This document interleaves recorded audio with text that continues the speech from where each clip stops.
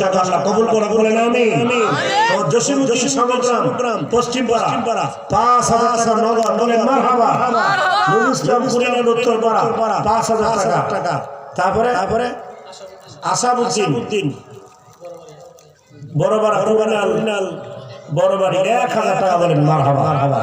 তারপরে বলেন আপনারা তাড়াতাড়ি সবাই যারা বসে আছেন বলেন একজন মানুষ 5000 টাকা দেন, 10000 টাকা দেন, 2000 দিবেন।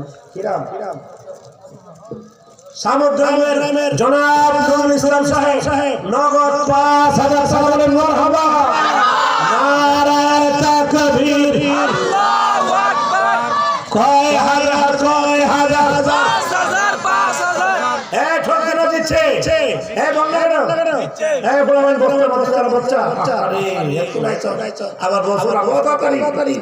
আল্লাহ তাআলা জনাব কিরাম